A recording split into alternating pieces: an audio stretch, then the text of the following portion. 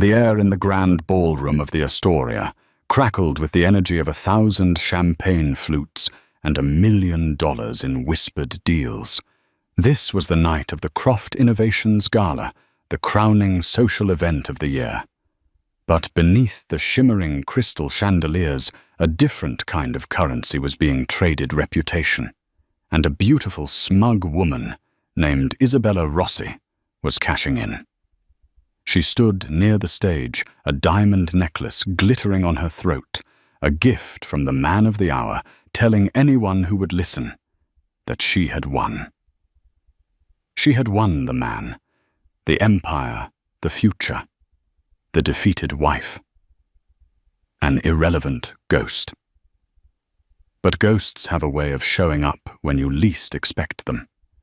And in just a few moments, the entire room would learn that a queen never loses her throne. She simply waits for the perfect moment to reclaim it. Eleanor Vance Croft knew the exact shade of lipstick Isabella Rossi wore. It was called Victory Red. She knew because she'd found a tube of it in the glove compartment of her husband's Bentley, tucked away like a dirty little secret next to a spare pair of cufflinks. For 6 months, Eleanor had lived with the spectre of Victory Red. She saw it in her mind's eye, staining the collar of Julian's custom-tailored shirts, imagined its scent on his skin when he came home late, feigning exhaustion from board meetings that stretched into the early hours of the morning. Julian Croft was not just a man. He was an institution. The charismatic CEO of Croft Innovations, a tech behemoth he had built from the ground up, with a little help from her family's initial seed investment, a fact he conveniently omitted in his many magazine interviews. To the world, they were the golden couple, Julian the visionary tycoon, and Eleanor the elegant architect wife, with a pedigree as flawless as her bone structure. They lived in a sprawling Manhattan penthouse overlooking Central Park, a gilded cage of Italian marble contemporary art and suffocating silence. The silence was the worst part. It had crept into their lives slowly, a fog that blurred the edges of their once vibrant love story. It started with cancelled dinner dates, then unanswered calls. Soon the silence was a third person in their marriage, vast and cold. Eleanor, a woman trained to see the structural integrity of things, saw the cracks forming in the foundation of her life long before anyone else. She confirmed her suspicions not with a private investigator, but with the cold, hard data she had access to as a signatory on their joint accounts. Flights to Santorini for 2 booked when Julian was supposed to be in Zurich. Charges from a boutique called L'Amour Fou for lingerie in a size that wasn't hers. And the necklace, the very same diamond lavalière Isabella was now flaunting at the gala, purchased from a private jeweler for a sum that could have funded a small startup. Eleanor didn't confront him. A storm of tears and accusations was what he would expect. It was what Isabella, with her dramatic, fiery personality, would have done. But Eleanor Vance was not Isabella Rossi. She was playing a different game, a longer game. Her pregnancy had confirmed that. 4 months along, she had told no one but her doctor. The tiny, fluttering life inside her was a secret she guarded with the ferocity of a dragon protecting its hoard. This child, the true heir to the Croft legacy, was not a bargaining chip. It was her reason to endure the whispers, the pitying looks from friends, the hollow ache in her chest. It was the reason she was now standing in the shadows of the Astoria's grand ballroom, watching the woman who had tried to ruin her life soak in a spotlight she hadn't earned. Her best friend Chloe materialized by her side, her expression a thundercloud of concern. "Are you okay, Elle? You don't have to be here. We can go." Eleanor offered a faint, serene smile, her hand resting instinctively over the slight curve of her stomach, hidden beneath the deep sapphire silk of her gown. "Oh no," she whispered, her eyes fixed on Isabella, who was now laughing, her head thrown back as she held court with a circle of fawning journalists. "I wouldn't miss this for the world. The show is just about to begin."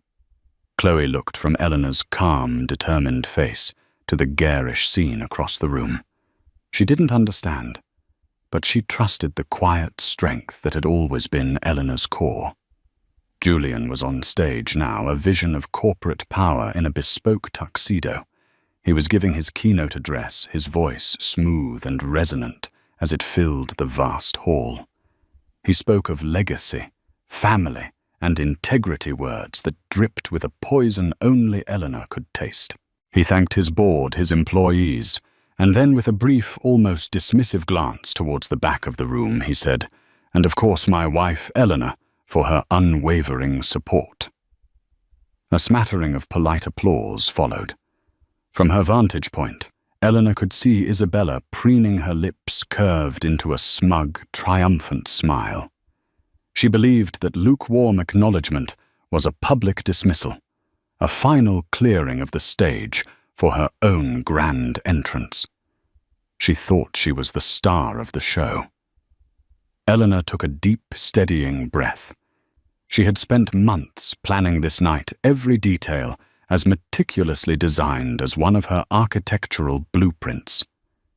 She had endured the pain, swallowed the betrayal, and channeled her heartbreak into a cold, diamond-hard resolve. Isabella thought this was her coronation. She had no idea it was her execution. Isabella Rossi believed in destiny. She believed that some people were simply meant for greatness, for the spotlight, for a life adorned with diamonds and adoration. And she had never doubted, not for a single second, that she was one of those people. From her cramped apartment in Queens to a junior PR position at Croft Innovations, she had clawed her way up with a potent combination of ambition, ruthlessness, and an almost supernatural ability to be exactly what powerful men wanted her to be. With Julian Croft, she had been a breath of fresh air. Where Eleanor was quiet poise, Isabella was loud passion. Where Eleanor was classical music and art galleries, Isabella was yacht parties and impromptu trips to Monaco. She saw herself not as a home wrecker, but as a rescuer liberating a titan of industry from a dull, sterile marriage. "She's like a beautiful museum piece," she'd once told Julian, curled up against him in a hotel suite that cost more per night than her old monthly rent. "You're supposed to admire her, but you can't touch her. She's cold." Julian, caught in the intoxicating whirlwind of her youth and adoration, had simply nodded, letting her words paint a narrative that absolved him of his guilt. He needed to believe Eleanor was the problem, that their marriage was a hollow shell to justify the thrill he felt with Isabella. Isabella's campaign had been strategic. It began with accidental appearances at his regular lunch spots, then progressed to expertly timed emails with brilliant PR ideas late at night. She manufactured a crisis with a tech blogger that only she could fix, earning his gratitude and, more importantly, his attention. The affair that followed felt to her like an epic romance, a story that would one day be told with envy and admiration. Her jealousy of Eleanor was a ravenous, gnawing thing. It wasn't just about Julian. It was about everything Eleanor represented. The old money grace, the effortless class, the respect she commanded, without ever seeming to ask for it.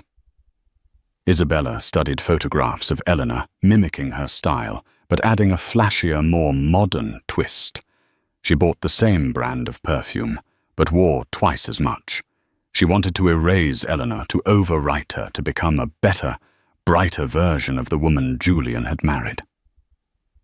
In the weeks leading up to the Croft Innovations Gala, Isabella grew bolder.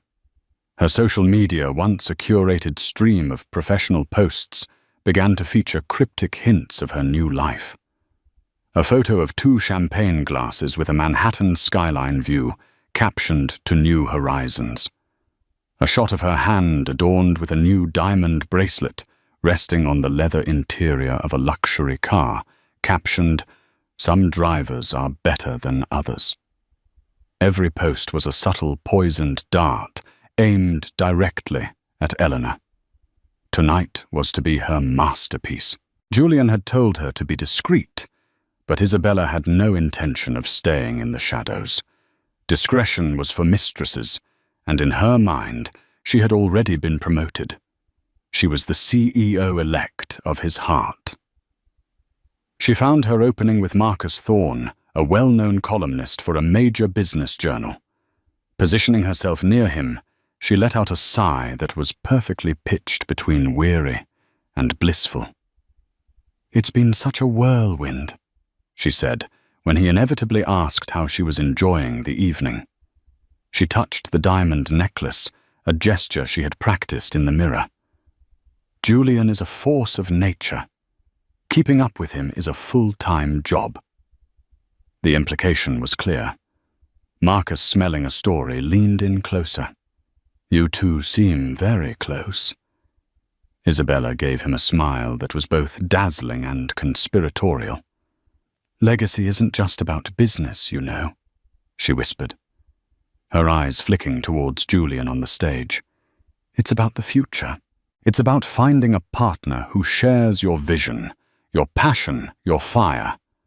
Sometimes you have to burn down the old structure to build something magnificent and new."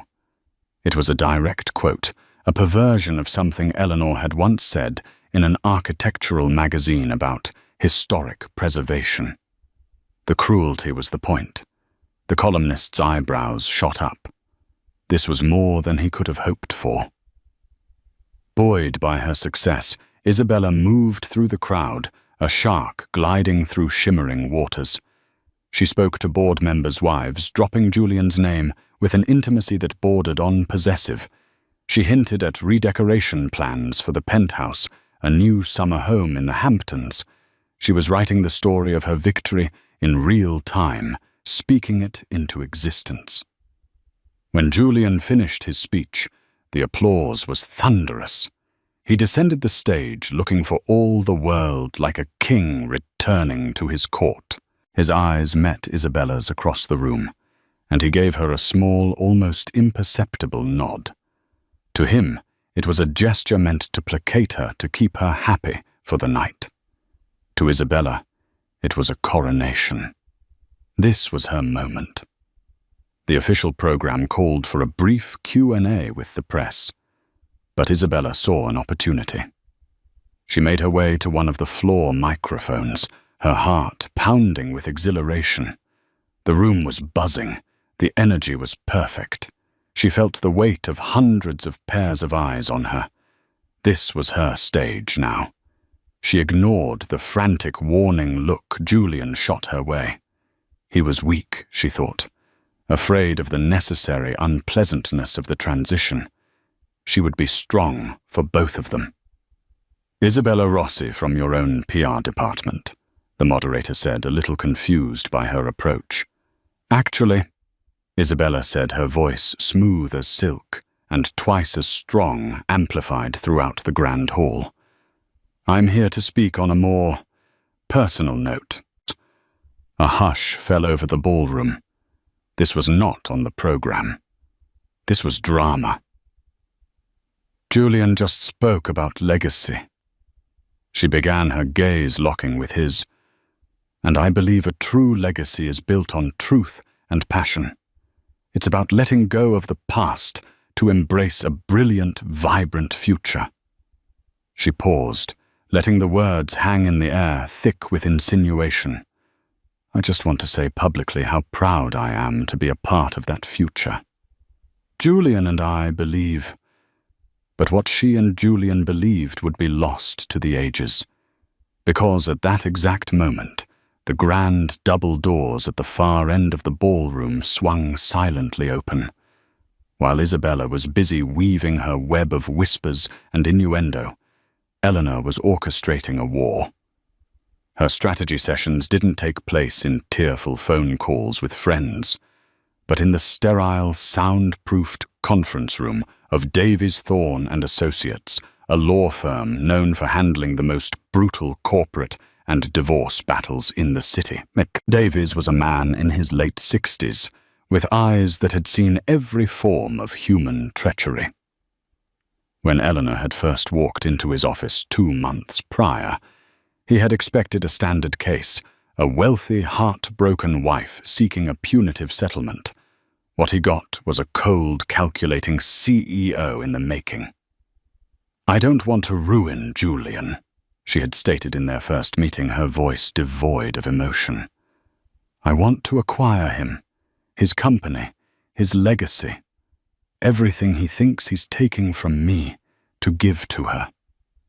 The plan she laid out was breathtaking in its scope and audacity. Mr. Davies, a man not easily impressed, had leaned back in his leather chair, a slow smile spreading across his face.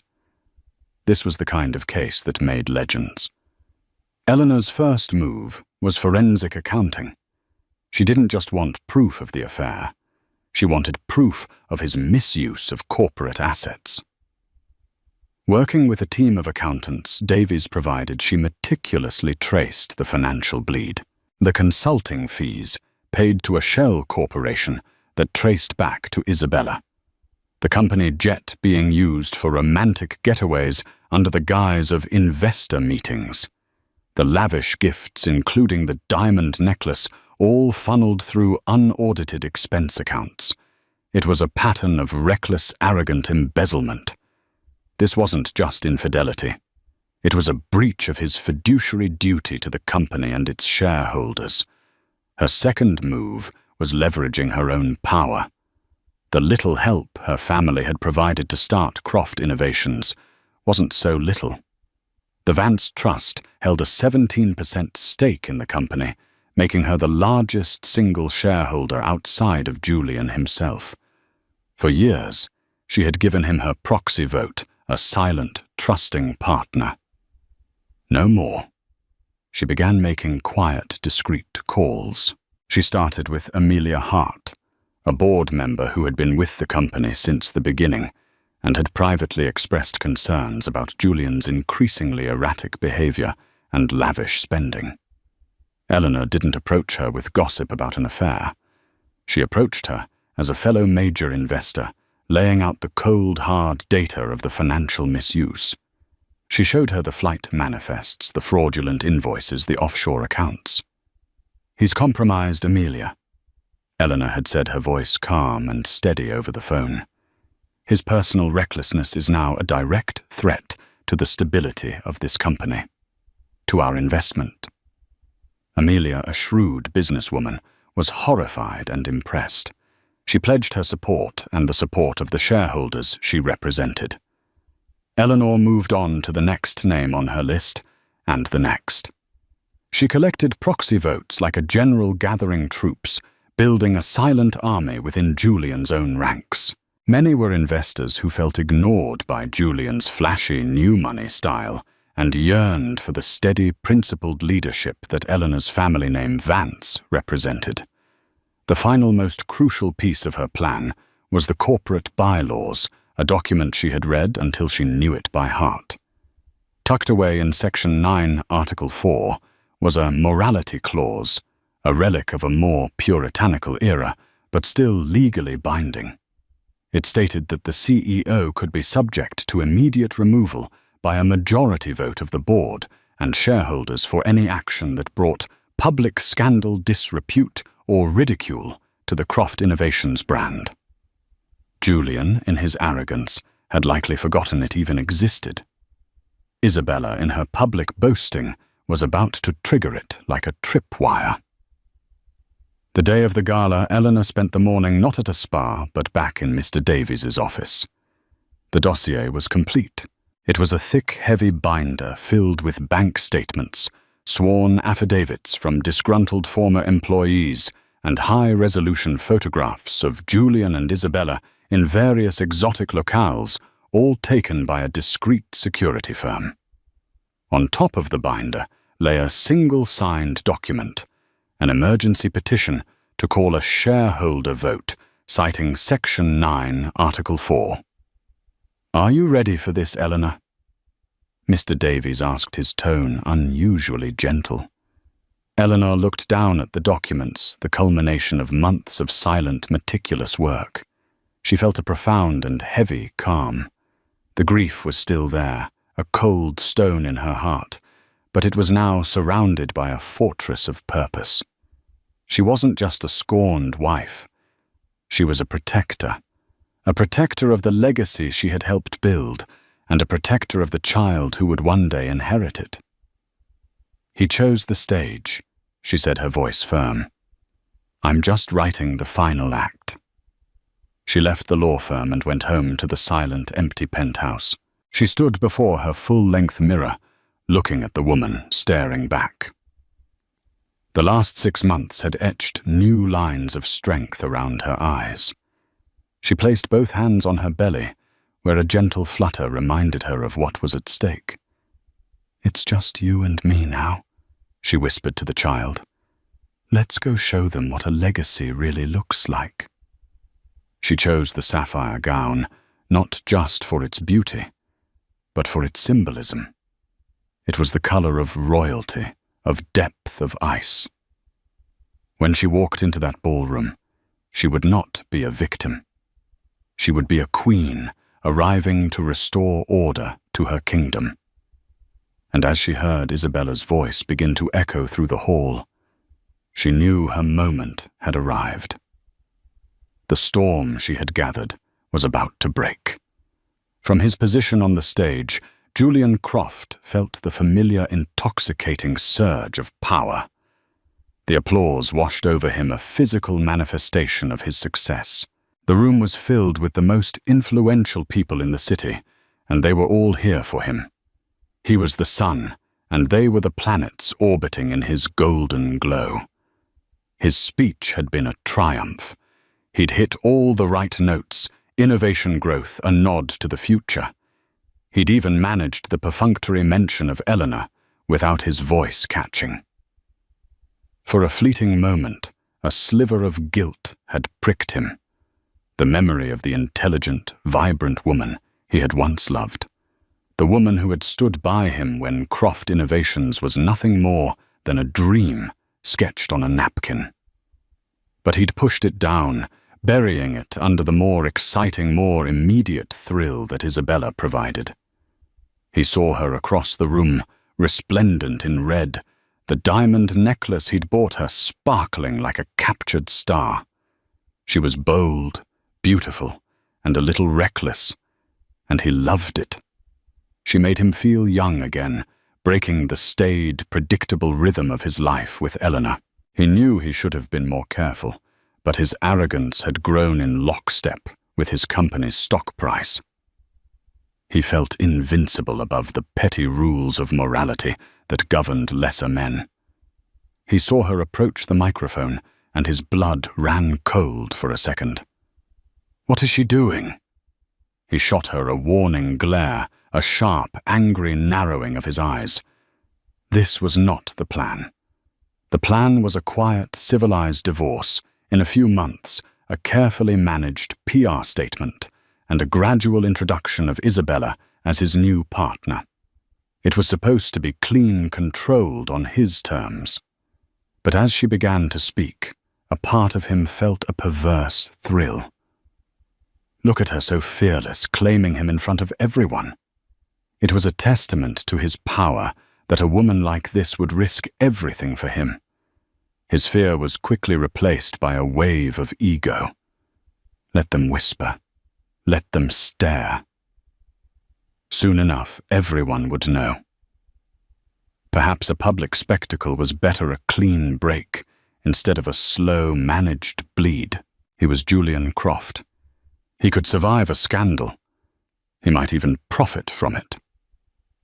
His mother, Catherine Croft, was seated at the head table just below the stage, a formidable matriarch with iron-grey hair pulled into a severe chignon. She was the embodiment of old-world decorum and pragmatism. Her face was an unreadable mask of stone, but Julian knew she was seething. Catherine cared about two things above all else: the family name and the company's bottom line. A messy public affair threatened both. Julian made a mental note to smooth things over with her, later promising that this was all part of a larger, brilliant plan. He tuned back into Isabella's words, a small, self-satisfied smile playing on his lips. "Embrace a brilliant, vibrant future," she was saying. It was almost poetic.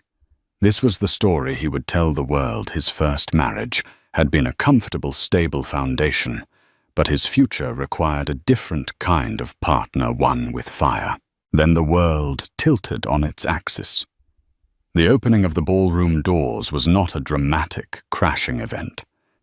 It was a silent, sweeping motion, as if the doors themselves were bowing to the woman who passed through them.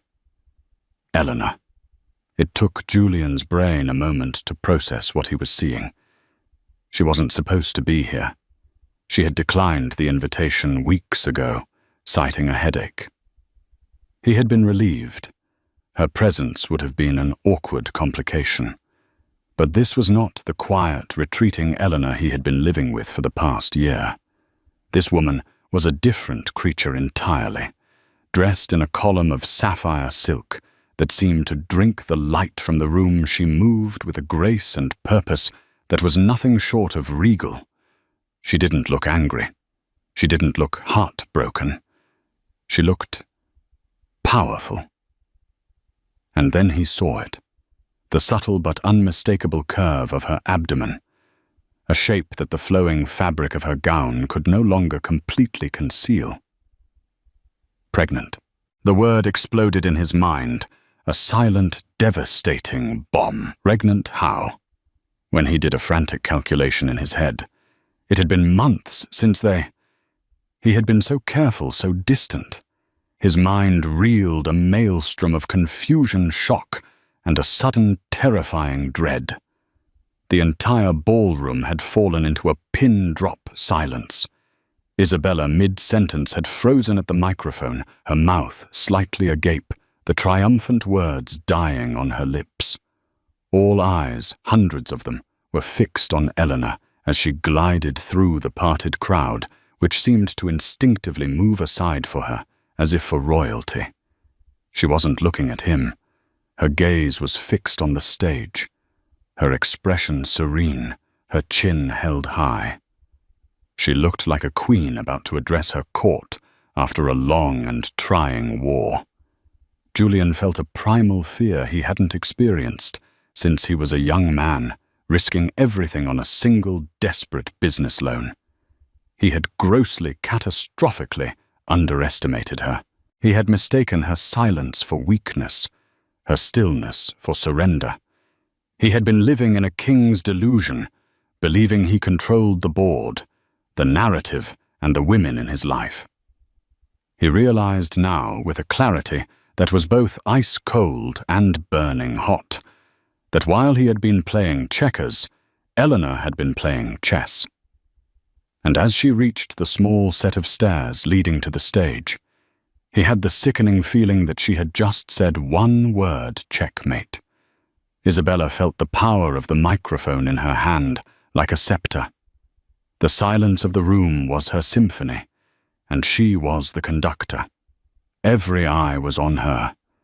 She had Julian's attention, the media's attention, the entire New York high society's attention. This was the moment she had dreamed of, the culmination of all her planning and seduction. "Julian and I believe," she repeated, her voice ringing with confidence, "that a company's soul is a reflection of its leadership. It must be honest, bold, and forward-looking." She glanced at Julian, expecting to see admiration, perhaps a touch of loving exasperation at her boldness. Instead, she saw a flicker of raw panic in his eyes. He was looking past her towards the back of the ballroom. A frown creased Isabella's perfect brow. She had his attention. Why was he looking away? Then a collective gasp rippled through the crowd, a sound like the tide being suddenly pulled from the shore. The whispers that had been buzzing all night ceased, replaced by a profound, unnerving quiet. The sea of elegantly dressed guests parted, creating a wide aisle from the main entrance straight to the stage. And walking down that aisle was Eleanor Croft. Isabella's first reaction was a jolt of fury. How dare she? How dare this ghost of a woman show up here tonight of all nights to try and spoil her moment? But the fury was quickly extinguished by a cold wave of disbelief. Eleanor looked different, transformed. There was a luminous quality to her skin, an unshakable poise in her posture. She wasn't the sad, defeated wife Isabella had imagined her to be crying into a pillow in that cold, empty penthouse. This was someone else. Then Isabella's eyes, like Julian's, fell on the gentle swell of Eleanor's abdomen. Pregnant. The word hit Isabella with the force of a physical blow. It couldn't be. It was impossible.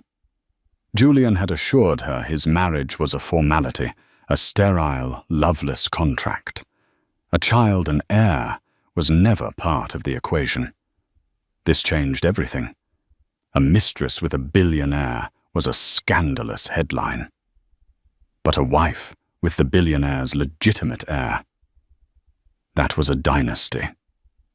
Her boast just seconds before, so powerful and bold, now hung in the air, sounding cheap, desperate, and foolish. The faces in the crowd that had been looking at her with fawning curiosity were now turning towards Eleanor with something else entirely: respect, intrigue, and a dawning understanding. Eleanor walked not with haste, but with a deliberate, unhurried pace. She didn't look at Isabella. She didn't even seem to register her existence. Her eyes were fixed on a point just beyond the stage, as if looking towards a future Isabella could not see. The silence in the room was absolute. It was a heavy, weighted silence, thick with shattered illusions and the promise of a reckoning. The clinking of glasses, the hum of conversation, the soft music from the orchestra. All of it had vanished, sucked into the vacuum created by Eleanor's presence. One could have heard a diamond drop. Isabella stood frozen, the microphone still clutched in her hand, suddenly feeling garish and exposed. Her victory-red lipstick felt like a clown's smear. Her borrowed diamonds felt like glass.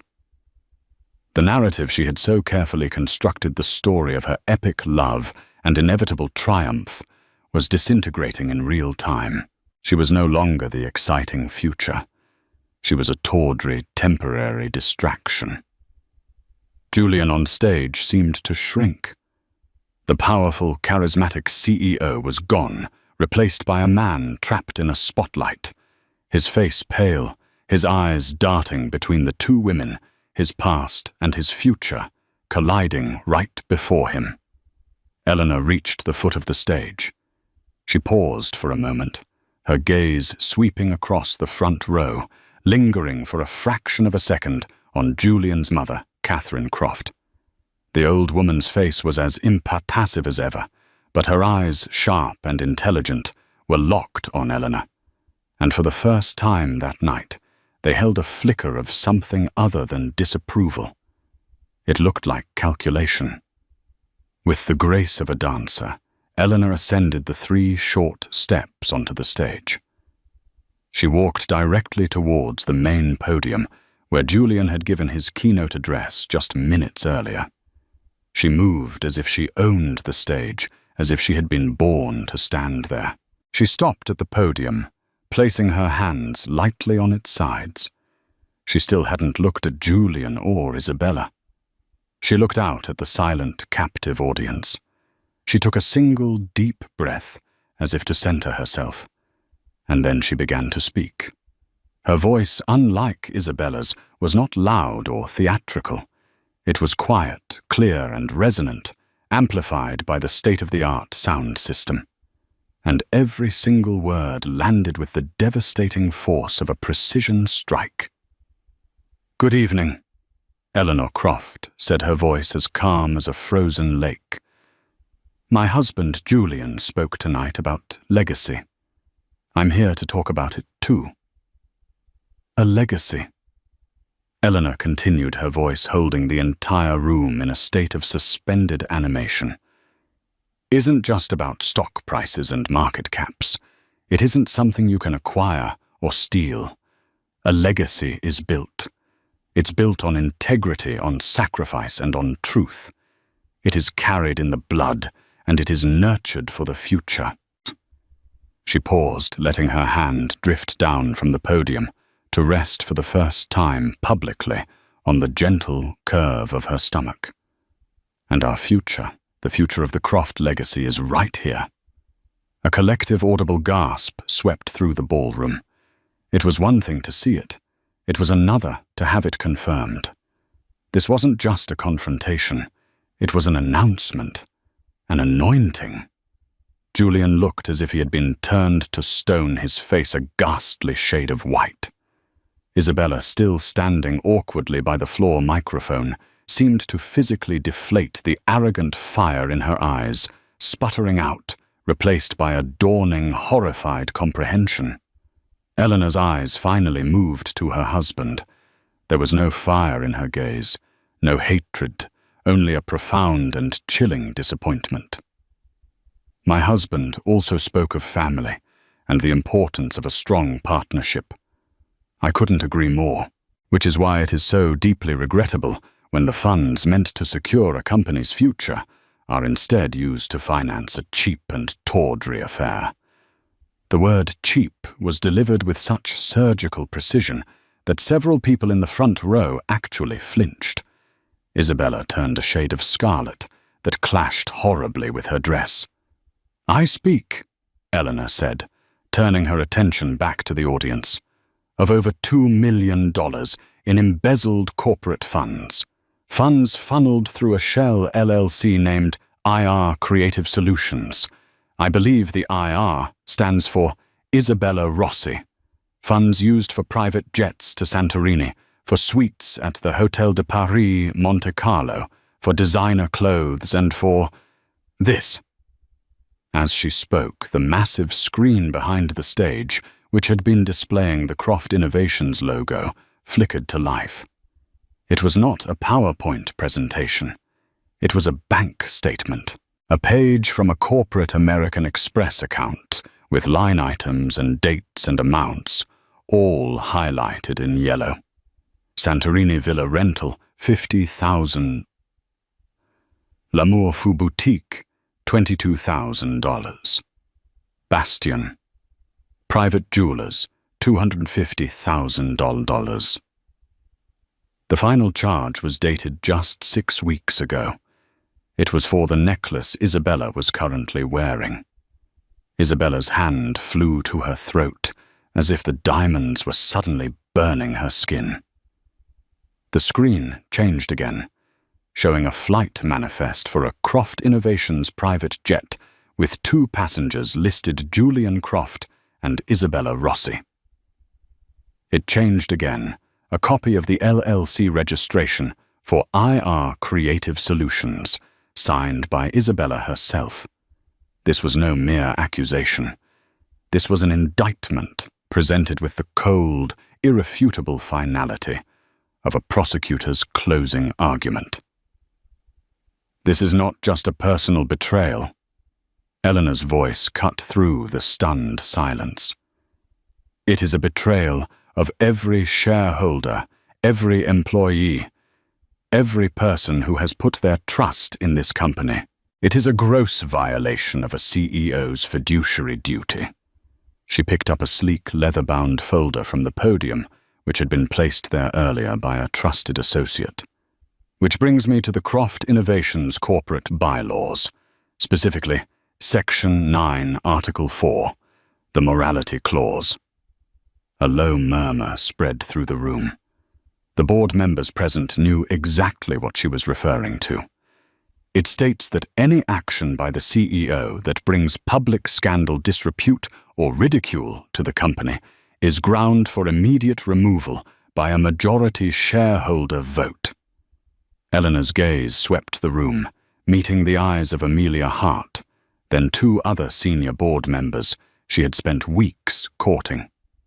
She saw their grim, determined nods. Her silent army was ready. Ms. Rossi's little performance here tonight was most helpful, Eleanor said with a touch of ice. She provided the public scandal. She patted the folder, will provide the majority vote.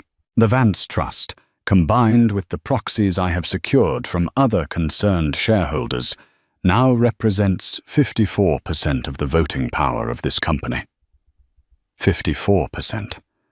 The number landed like a death knell. She had control. Julian finally moved. He took a staggering step forward, his hand outstretched. Eleanor, don't. We can talk about this. Privately.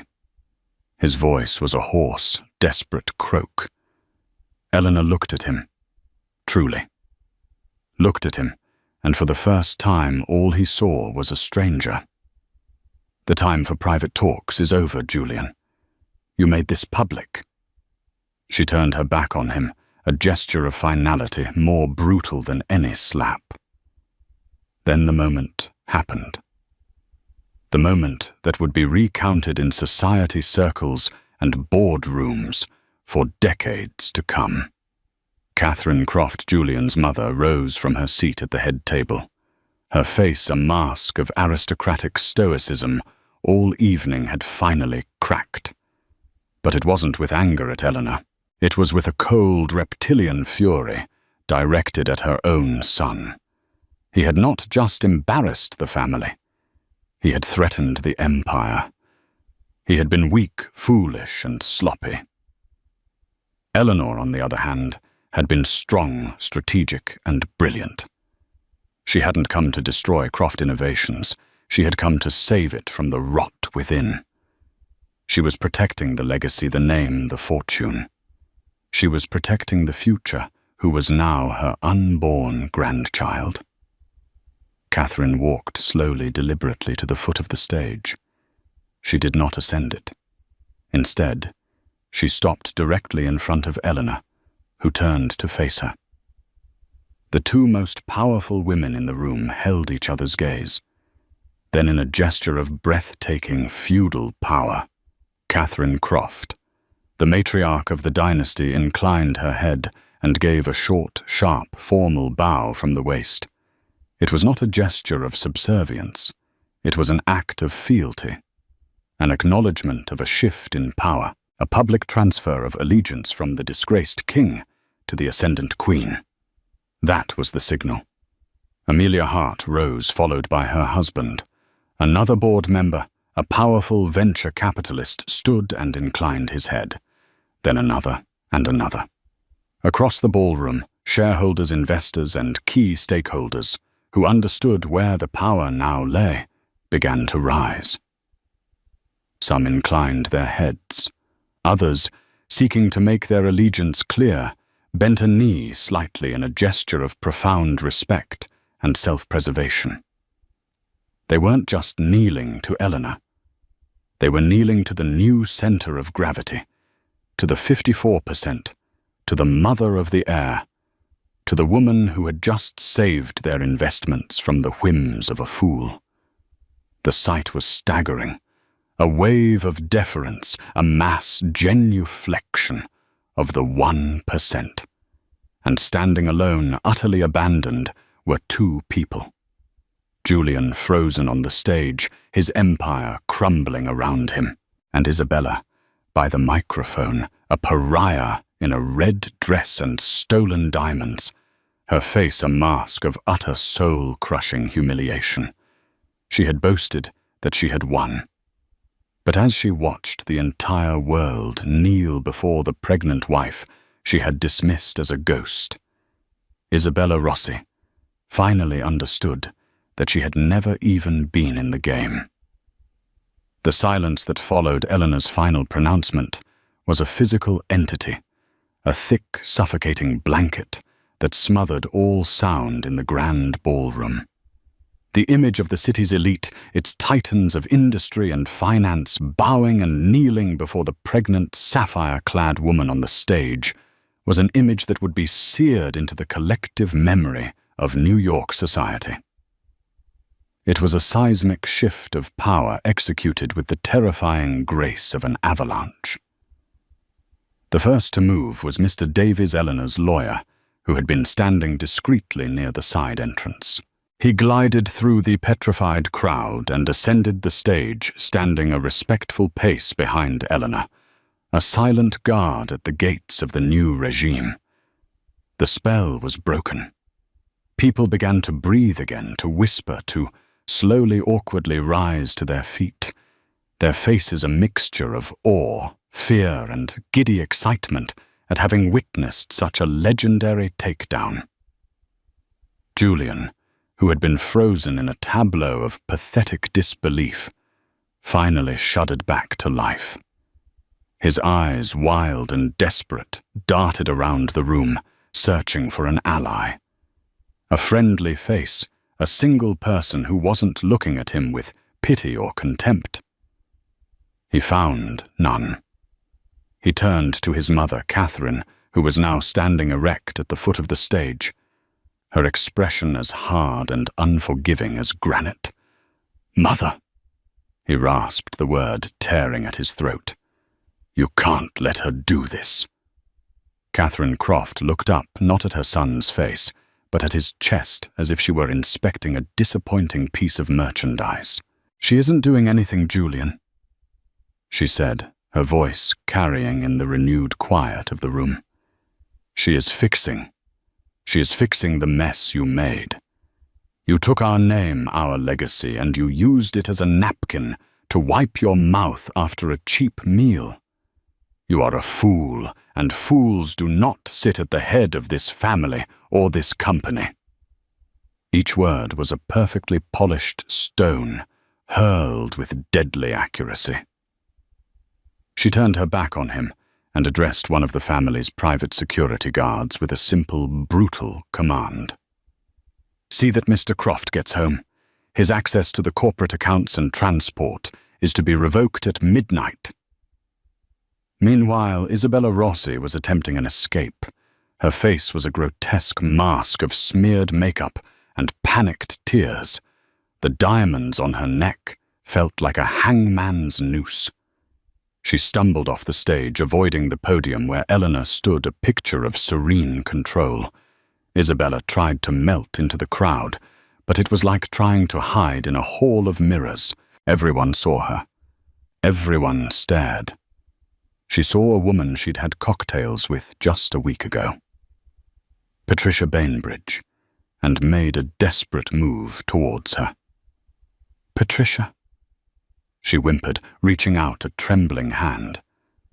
Patricia looked at Isabella's hand as if it were a diseased thing, took a deliberate step back, and turned to her husband. "Darling," she said, her voice dripping with ice, "I suddenly feel quite ill. This whole affair is just so dreadfully common." The public shunning was absolute. Isabella fled a pariah trailed by a wake of contemptuous whispers, her high heels clattering on the marble floor in a frantic, undignified rhythm, marking the end of her short, tragic reign. Eleanor remained on the stage. She did not rush to leave.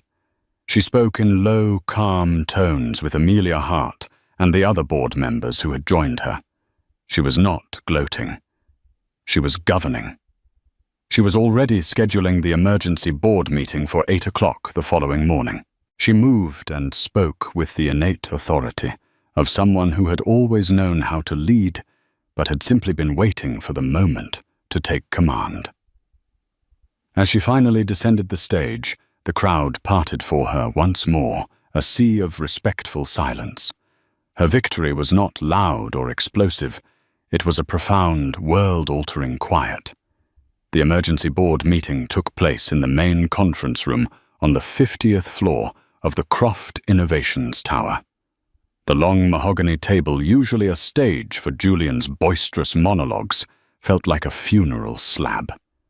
Julian was there as legally required, seated at the far end of the table from the chairman's seat. He was flanked by a high-priced lawyer who looked profoundly uncomfortable. Julian himself looked like a ghost. His suit was immaculate, but his eyes were sunken, and a tremor ran through his hands. Eleanor entered precisely at 8:00 a.m. with Mr. Davies at her side. She wore a simple but impeccably tailored grey dress. She did not take the chairman's seat at the head of the table. She took a seat directly in the center, the new locus of power. She nodded to the assembled board members, her gaze cool and professional. "Good morning, everyone," she began, her voice steady. "We all know why we're here. The events of last night have necessitated this meeting. Pursuant to Section 9, Article 4 of the Corporate Bylaws, I am formally calling for a vote of no confidence in Julian Croft as CEO and Chairman of the Board due to actions that have caused significant and material damage to the reputation and stability of this corporation." She didn't embellish. She didn't need to. The evidence compiled in neat folders in front of each board member spoke for itself. Financials affidavits. The story splashed across the front page of every major newspaper in the country. "I second the motion," Catherine Croft said from her seat, her voice like cracking ice. The vote was a formality, a swift and bloodless execution. One by one, the ayes came firm and resolute. A few of Julian's remaining loyalists, seeing the utter futility of dissent, quietly abstained. The motion passed. A corporate secretary placed the resignation papers in front of Julian. His hand shook so violently he could barely hold the pen. He looked up, his eyes finally landing on Eleanor, pleading. He saw no flicker of pity, no residue of the love they once shared. He saw only the cool, dispassionate gaze of his replacement. He signed his name, the ink scratching against the paper, the only sound in the room. The final humiliation came minutes later. As he was packing the few personal items from his desk into a cardboard box, a framed photo of them in happier times, a silver pen, set a foolish little trophy from a charity golf tournament. The head of corporate security appeared at his door. "Mr. Croft," the man said, his tone respectful but firm, "will escort you from the building." The walk from his office to the elevator past the desks of employees who studiously avoided his gaze was the longest of his life. He was no longer Julian Croft, the Titan. He was just a man with a box of pariah in the kingdom he had built. In the weeks that followed, Eleanor worked with a relentless, focused energy. Her first act as interim CEO was to hold an all-hands meeting. Standing before the company's 1,000 employees, she was candid and direct. "There will be a new era at Croft Innovations," she announced, "an era of transparency, accountability, and integrity. We will no longer be a company driven by ego, but by innovation. We will no longer value flash over substance. Our work will speak for itself. Your work will be valued. Your contributions will be recognized." The speech sent a shockwave of relief and renewed purpose through the company. The toxic, sycophantic culture Julian had fostered began to dissipate, replaced by a sense of collaborative energy. Eleanor promoted Amelia Hart to Chief Operating Officer and began elevating other competent executives who had been sidelined by Julian's cronyism. Her nights were spent in the penthouse, which she was slowly transforming. The cold, minimalist art Julian had favored was replaced with warmer, more personal pieces. The silence was no longer suffocating. It was peaceful. Chloe would come over, and they would sit and talk for hours. Not about the past, but about the future. "I still can't believe it," Chloe said one evening, watching Eleanor sketch out ideas for a new childcare facility on the Croft campus. "You didn't just leave him, you dismantled him." Eleanor smiled faintly, her hand resting on her growing belly. "I didn't want his money, Chloe.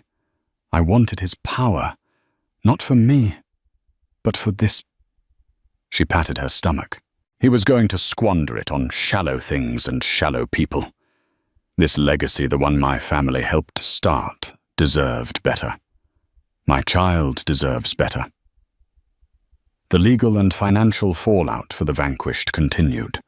The civil suit against Isabella Rossi resulted in a summary judgment in Croft Innovations' favor. Unable to pay, she filed for bankruptcy. Paparazzi caught a photo of her working as a hostess at a mid-range restaurant in New Jersey, her face pale and anonymous, the victory red lipstick gone forever. She had become a footnote in someone else's epic. 5 months after the gala, Eleanor gave birth to Alistair Vance Croft. Holding her son for the first time, Eleanor felt a profound sense of completion. Every difficult choice, every sleepless night, every moment of pain had led to this perfect, tiny being in her arms. He was not the product of a broken marriage. He was the reason for a new beginning. Catherine Croft sent an exquisite antique silver rattle with a simple handwritten note, "For the heir." It was not a grandmother's loving gift. It was a monarch's acknowledgement of the line of succession. Eleanor integrated motherhood and her role as CEO seamlessly.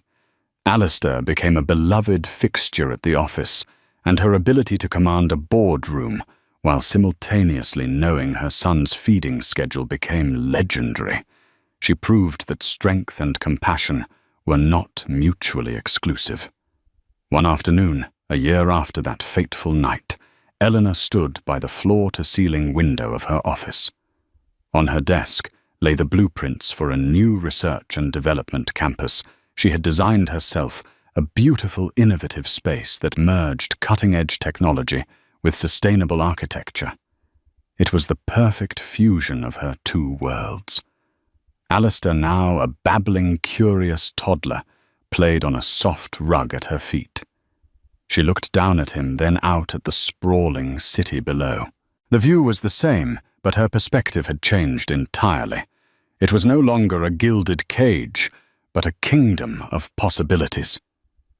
A gossip site had recently published a blurry photo of Julian looking paunchy and lost on a beach somewhere, with a headline that called him the Forgotten Tycoon. Eleanor felt nothing. He was a ghost from a different lifetime. She knelt down and pulled Alistair into her arms, holding him close. He smelled of milk and innocence, and the boundless promise of the future. The scar on her heart from Julian's betrayal remained, but it no longer ached. It was a reminder like the structural lines on a blueprint, showing where the original design had failed, and where a stronger, more resilient foundation had been built in its place. She had lost a husband, but she had found her purpose. She had secured her legacy not by marriage, but by merit. She was Eleanor Vance Architect and CEO Mother and Queen. And as the sun set over her city, casting long shadows that looked like roads leading to the horizon, she knew her greatest work was just beginning. Eleanor's story is a powerful reminder that the quietest person in the room is often the most powerful. It's a testament to the fact that true strength isn't about loud boasts or public declarations, but about meticulous planning, unwavering resolve, and the courage to act when the time is right. She turned her deepest pain into her greatest weapon, not for simple revenge, but to protect her legacy and build a better future for her child. She didn't just win a battle against a cheating husband and his mistress. She won control of her narrative, her company, and her life. If you were moved by Eleanor's incredible journey from a gilded cage to a well-earned throne, please take a moment to show your support.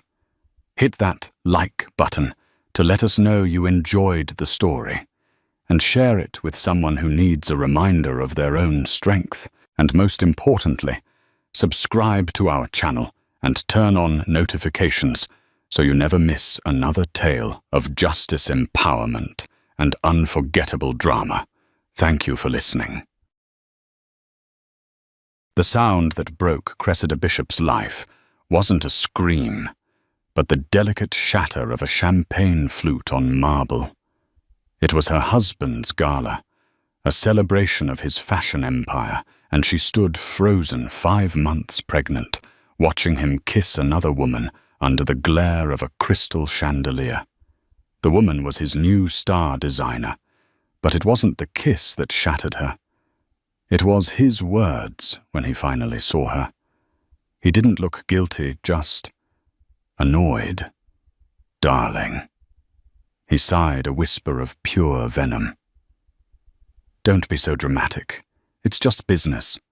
You should focus on your little hobby. You know the baby." Her world didn't just crack. It atomized. That was the night she walked out with nothing but a broken heart and a life growing inside her, completely unaware that the key to his entire kingdom was already in her hands. Life in the Montclair penthouse was an exercise in curated perfection, from the floor-to-ceiling windows that framed the city skyline like a living masterpiece to the stark white orchids that were replaced every 3 days. Everything was designed to be beautiful, flawless, and untouchable. Cressida, or Cress as she preferred, often felt like just another one of those exquisite, fragile objects. Her husband, Lucius Montclair, was the architect of this world. He was the charismatic, razor-sharp CEO of Montclair Couture, an empire built on the dazzling, cutthroat world of high fashion. To the public, he was a visionary. To his board, a titan. To Cress, he was the man who had swept her off her feet, a whirlwind of ambition and charm, who saw her a young, promising textile designer and decided she would be his. Their meeting had been a fairy tale. She was interning at a small artisanal fabric mill when he'd come scouting for new materials. He was captivated not by her designs, which he called charming but provincial, but by her quiet grace and the way she seemed to complement his own dazzling persona. He pursued her with the same relentless focus he applied to a corporate acquisition. Within 6 months, they were married. Cress, swept away by the grandeur and the intensity of his affection, believed she was the luckiest woman alive. She soon learned, however, that being Mrs. Montclair meant her own ambitions were expected to be packed away like last season's collection. Her design sketchbook, once filled with vibrant, innovative patterns, gathered dust on a shelf in her cavernous walk-in closet. When she tried to show him her work, he would pat her hand indulgently. "That's lovely, my dear," he'd say, his eyes already on his phone. "But you have a much more important role now.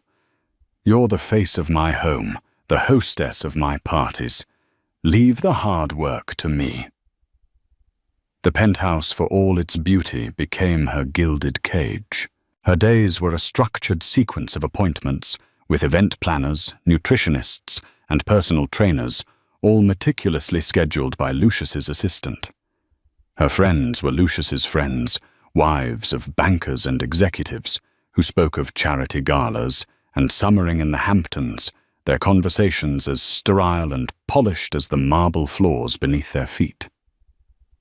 Cress felt a part of herself, the creative, passionate part, slowly suffocating. The news of her pregnancy should have been a joyous occasion, a fresh start.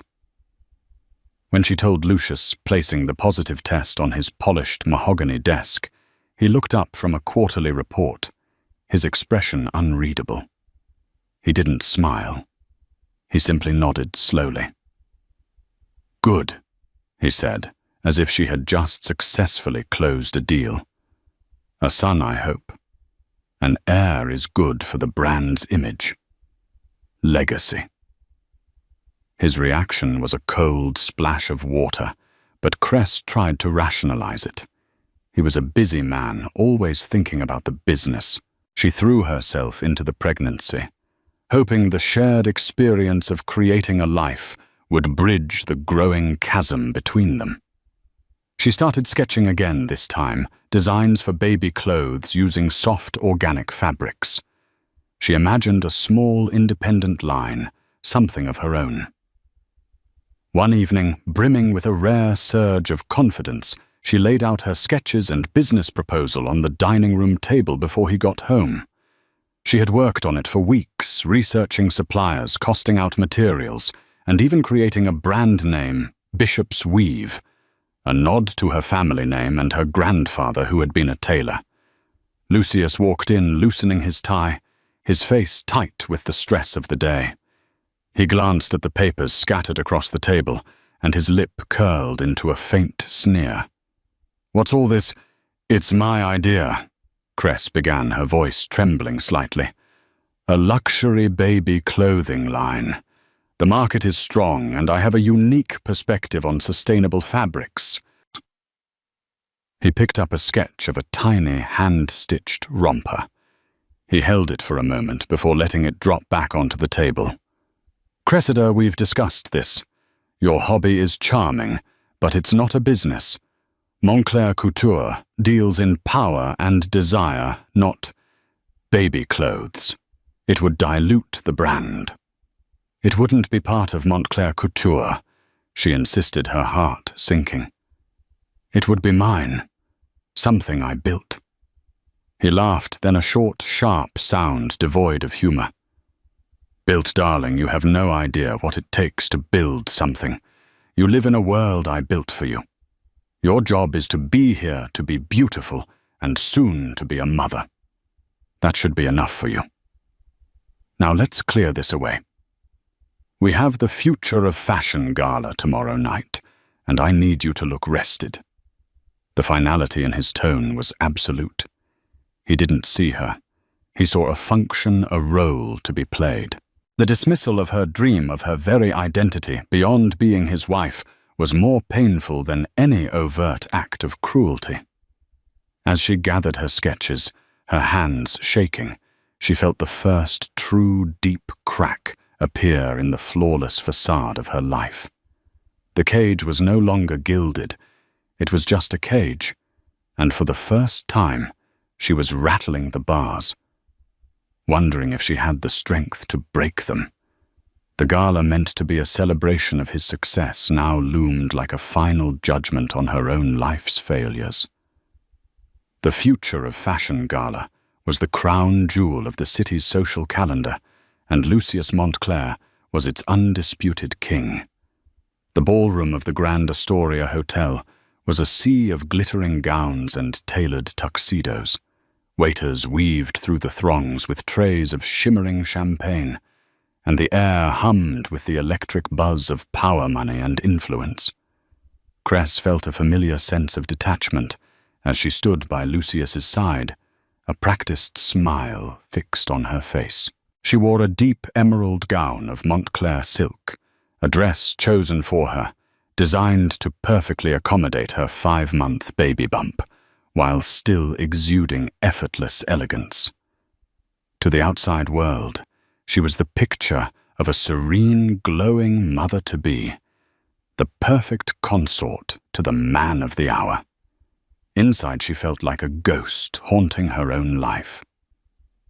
Lucius's dismissal of her business idea the night before had left a hollow ache in her chest that no amount of couture could cover. Lucius was in his element, holding court, his hand resting possessively on the small of her back. He accepted congratulations, his laughter booming his charisma, a tangible force field. But his eyes kept darting across the room, a flicker of something she couldn't quite place, anticipation, perhaps in their depths. "Lucius, darling, A triumph as always. A gushing socialite air-kissed them both. "We do what we can, Brenda," Lucius replied with a practiced, self-deprecating charm. "But the real future of this house is standing right over there." He gestured towards the stage, where a willowy woman with fire-red hair and a predatory smile was speaking to a cluster of fashion journalists. This was Giselle Dubois, Montclair Couture's new head designer, poached from a rival Parisian house with an astronomical salary. She was Lucius's latest, most celebrated acquisition, hailed as a design prodigy who would propel the brand into the stratosphere. Cress had met Giselle only once, a brief, chilly introduction, where the designer's eyes had swept over Cress with a look of utter disinterest, as if she were a piece of outdated furniture. Now, watching her command the room, Cress felt a prickle of unease. "I need to go speak with the press, darling," Lucius said, squeezing her arm. "Mingle. Look radiant." He left her side, and she felt instantly adrift. She made her way through the crowd, nodding and smiling, her mind a million miles away. She found a quiet alcove near a balcony, seeking a moment of respite. The cool night air was a relief. From her vantage point, she could see most of the ballroom. She saw Lucius make his way over to Giselle. He didn't join the press circle. Instead, he drew Giselle away towards a shadowed corridor behind a large floral arrangement. Cress's unease sharpened into a cold dread. She told herself she was being paranoid hormonal, but she couldn't shake the feeling. Driven by an instinct she couldn't explain, she slipped out of the alcove and moved towards the corridor, keeping to the edges of the room. The thumping bass of the music masked her footsteps. As she neared the floral display, she could hear their voices low and intimate. "The collection is a masterpiece, but you, my dear, are the true work of art," Lucius was saying, his voice a low purr she hadn't heard him use with her in years. "And you are the patron who knows how to display it." Giselle's throaty laugh replied, "Is your lovely little incubator enjoying the party?" The casual cruelty of the word incubator struck Cress with the force of a physical blow. She felt the air leave her lungs. "She plays her part," Lucius said dismissively. "She's content. As long as she has her charities and her nesting instincts, she's perfectly manageable." Cress peeked through a gap in the orchids. She saw Lucius's hand slide from Giselle's waist to cup her face. He leaned in and kissed her, not a peck on the cheek, but a deep, lingering kiss, filled with a passion Cress had only ever dreamed of. Time seemed to stop.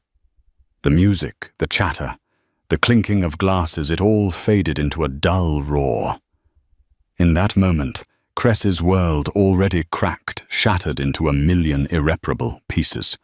It wasn't just infidelity. It was the complete and utter negation of her existence. She was a part, a manageable incubator. Her love, her pregnancy, their life together, it was all a sham, a carefully managed piece of brand strategy. She stumbled back, knocking a waiter's tray. A single champagne flute teetered and then fell shattering on the marble floor with a sound that seemed to echo the breaking of her own heart. The sound made them both turn.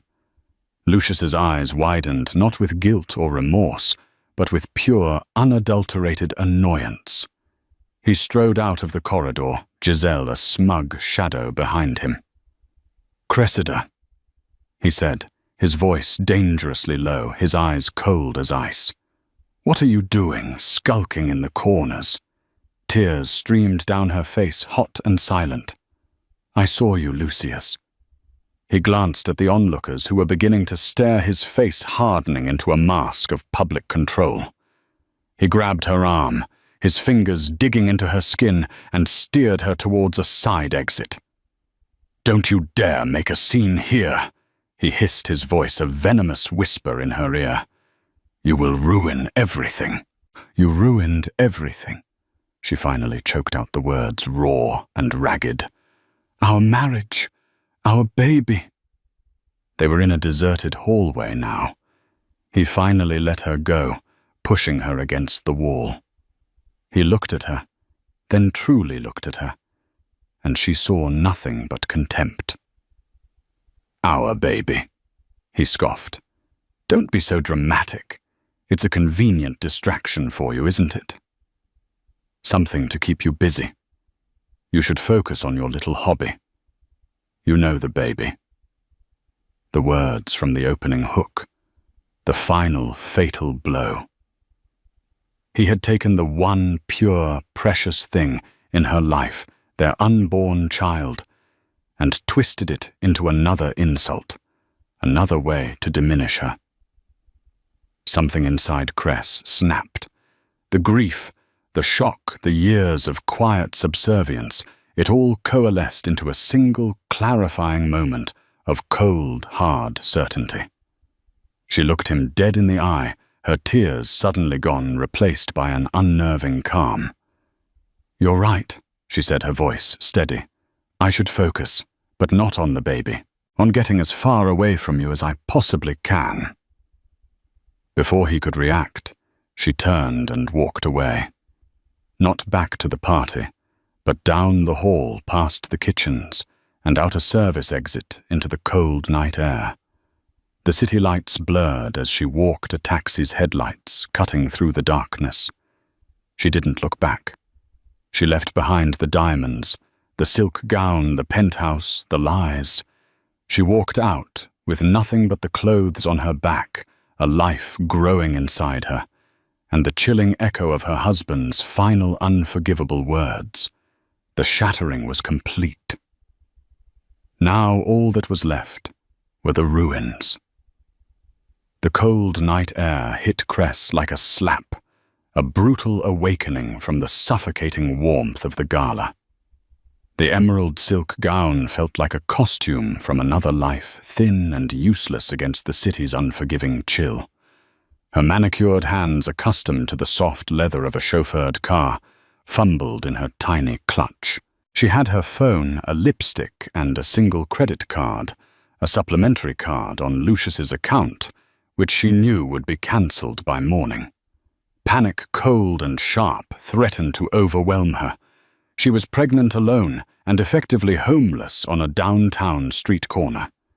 The towering skyscrapers that once represented a life of luxury now seemed to mock her, their glittering facades cold and indifferent.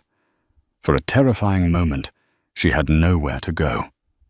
Her parents were gone, and the friends she'd cultivated over the past few years were Lucius's allies, their loyalty bought and paid for by his influence. Then a memory surfaced, a beacon in the storm. Mrs. Peterson. Martha Peterson was her landlady from college, a kind, no-nonsense widow who rented out rooms in her modest but impeccably kept brownstone in a quiet, older part of the city. Cress had kept in touch, sending a Christmas card every year, a small link to a life that was truly her own. With trembling fingers, she found the number and called. "Cressida? Dear, is that you? It's past midnight. Is everything all right?" Mrs. Peterson's voice was warm but laced with concern. A sob escaped Cress's lips, the first sound she'd made since leaving the hotel. "No," she whispered the word, cracking. "Nothing is all right. Can I come over? I have nowhere else to go." There was no hesitation. "Of course, dear. The kettle's always on. Come home." Home. The word was a balm to her shattered soul. A taxi ride across the city felt like a journey across worlds. She left the sleek, modern steel and glass of Lucius's district and entered a neighborhood of brick buildings, fire escapes and laundromats that glowed warmly in the dark.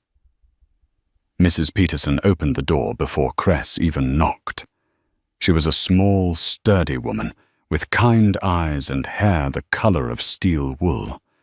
She took one look at Cress's tear-streaked face and the ridiculously opulent gown, and simply opened her arms.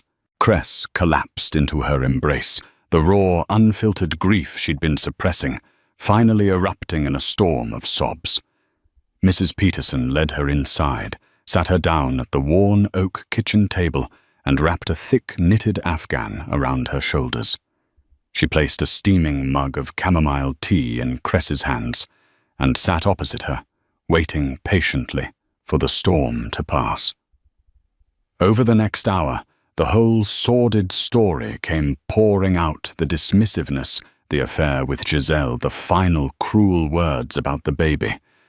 Mrs. Peterson listened without judgment, her expression a mixture of sorrow and a quiet, simmering anger on Cress's behalf. "That man," she said, finally, her voice firm, "is a fool of the highest order. To throw away a diamond because he's too busy admiring cheap glass." That night, Cress slept in the small attic room she had rented as a student, the scent of lavender and old books a comforting lullaby. The mattress was lumpy. The sheets were faded cotton, not Egyptian, but for the first time in years, she felt safe. The next few weeks were a brutal adjustment. The first thing she did was take the taxi to a consignment shop and sell the emerald gown and the diamond earrings she was wearing. The money was a pittance compared to their worth, but it was hers. It was enough for a few weeks' rent to Mrs. Peterson, who initially refused, but relented when Cress insisted a simple wardrobe of second-hand clothes and groceries. The whiplash of her new reality was staggering.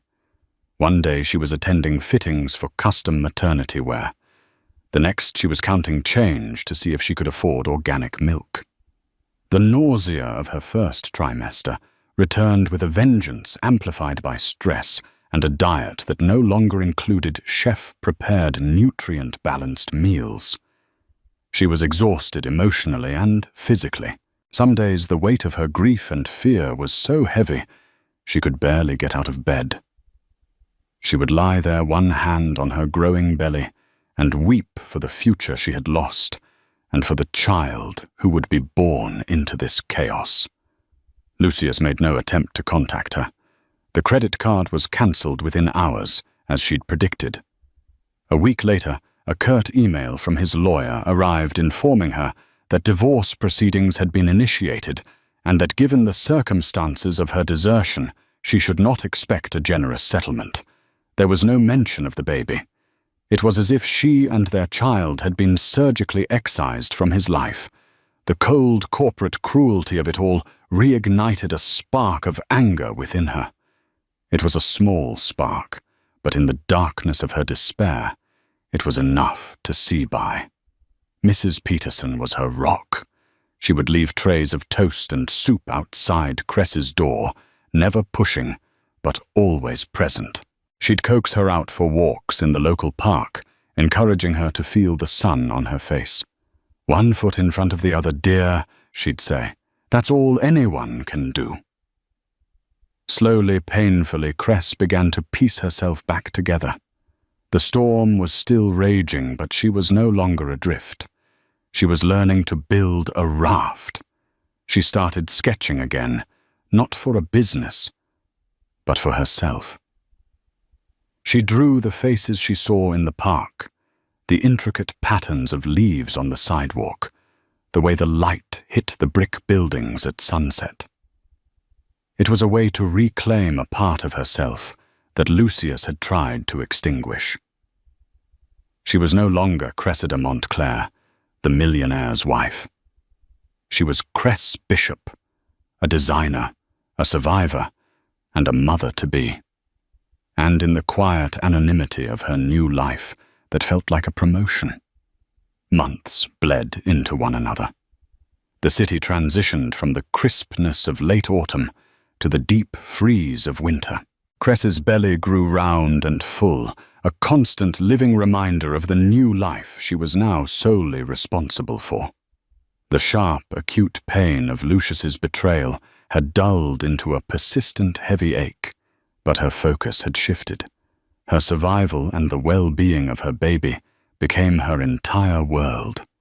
She found a quiet rhythm in her life with Mrs. Peterson.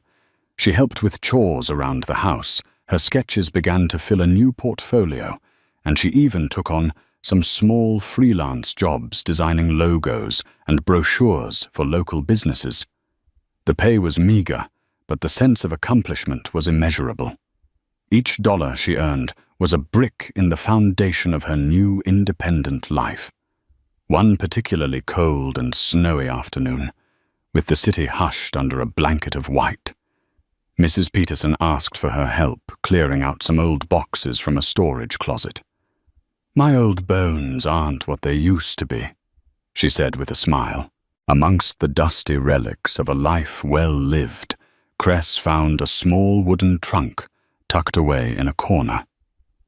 It was hers. Her mother had sent it to Mrs. Peterson for safekeeping when Cress had first moved in with Lucius, filled with childhood mementos and things that didn't fit into the sterile minimalism of the penthouse. She had completely forgotten about it. Curious, she pried open the lid. Inside were photo albums, her old art school projects, and a collection of her grandfather's things. Robert Bishop had been a master tailor, a quiet, meticulous man who had passed away when Cress was in her late teens.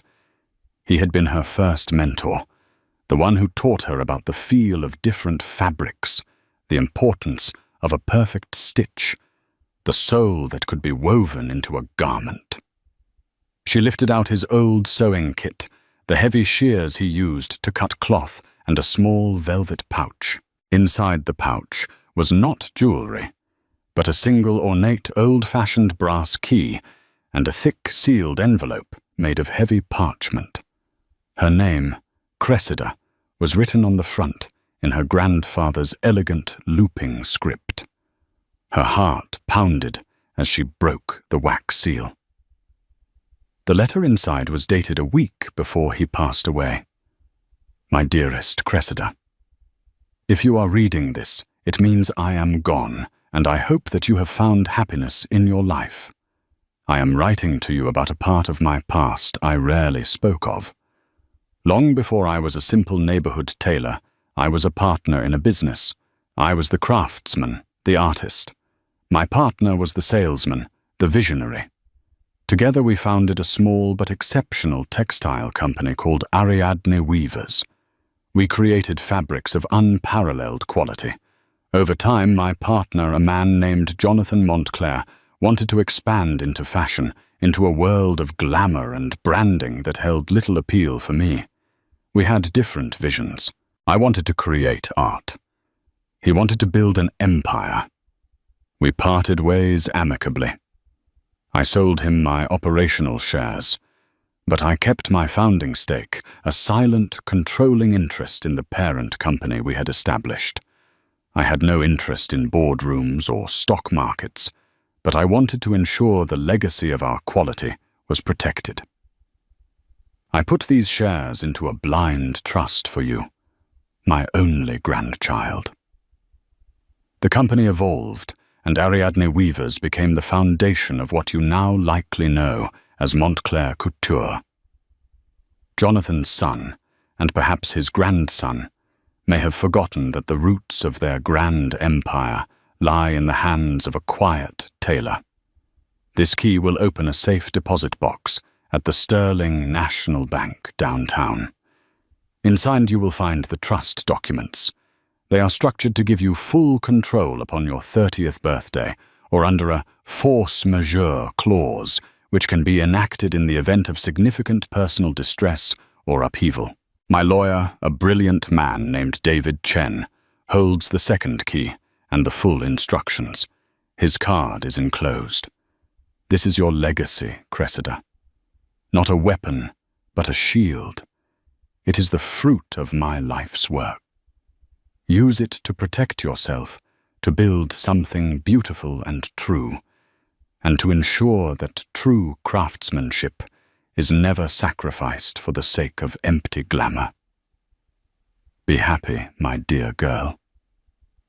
With all my love. Grandfather Robert Cress read the letter 3 times, her hands shaking so violently the parchment rattled. Montclair Couture, Lucius's company. Her grandfather was the silent founder.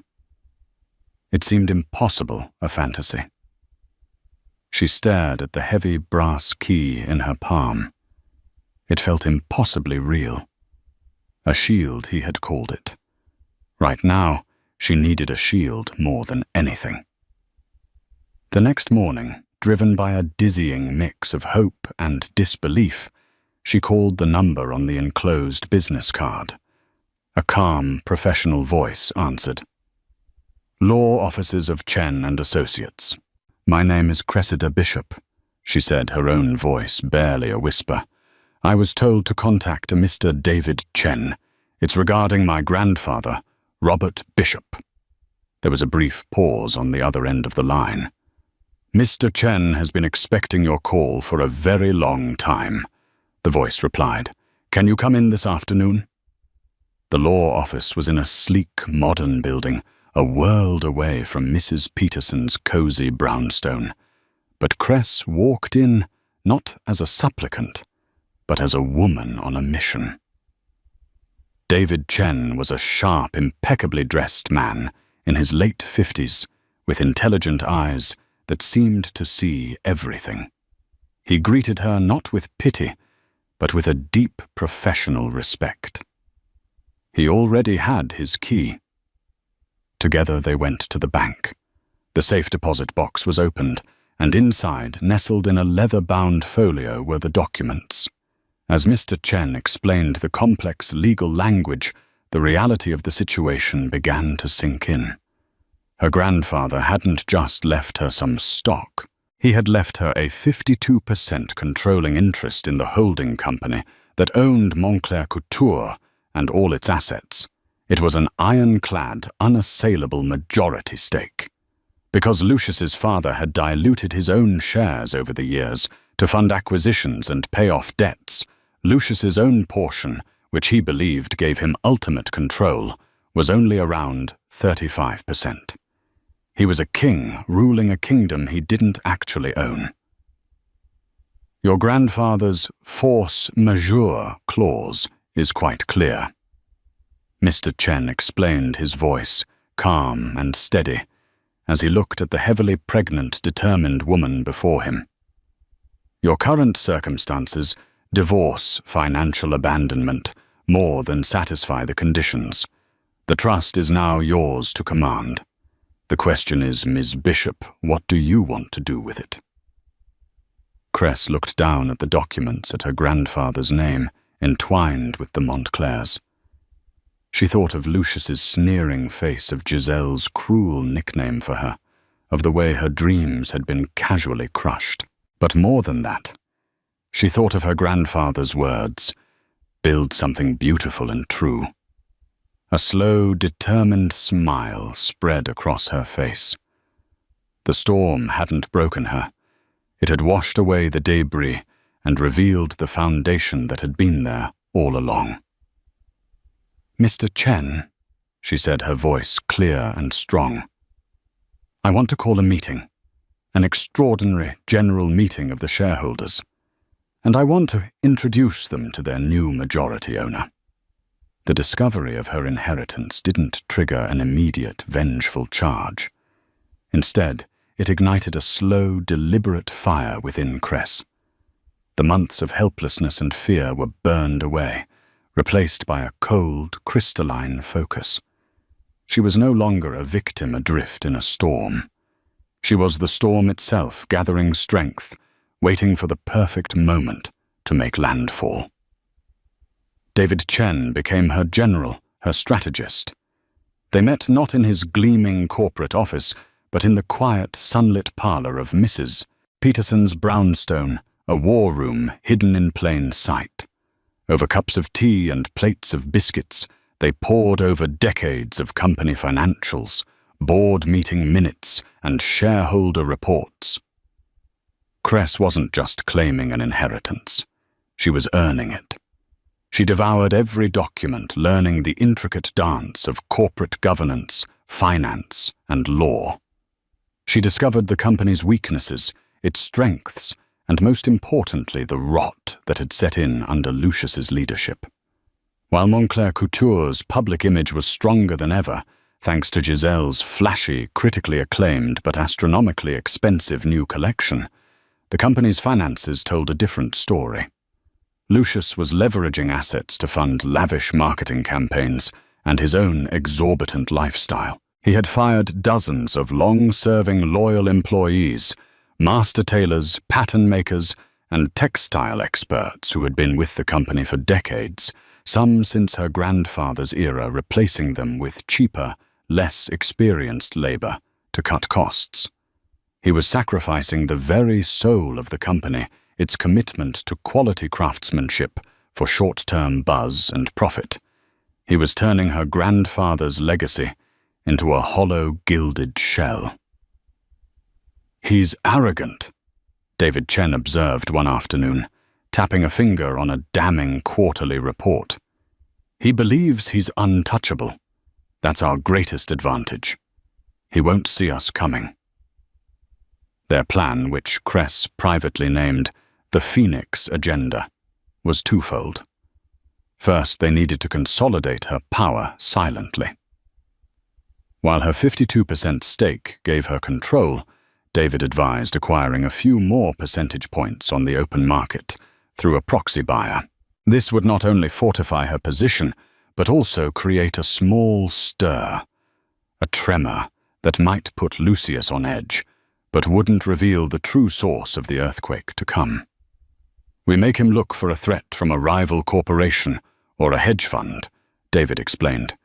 "He'll be looking in the wrong direction, scanning the horizon for battleships, while our submarine glides right underneath him." Second Cress needed to be ready. It wasn't enough to be the owner. She had to be the leader. She spent her days studying and her nights sketching. But now her designs weren't for a quaint baby line. They were for a new Montclair Couture, a collection that honored her grandfather's commitment to fabric and form, but was infused with a bold, modern vision. It was a vision of strength, resilience, and quiet power. Everything she herself was becoming. As her due date approached, her resolve only hardened. The kicks and flutters in her womb were a constant reminder of what she was fighting for. Not just for herself, but for her child's future. A future free from the shadow of a man like Lucius Montclair. Meanwhile, Lucius remained blissfully, arrogantly unaware. Cress's quiet disappearance from his life was to him a problem solved.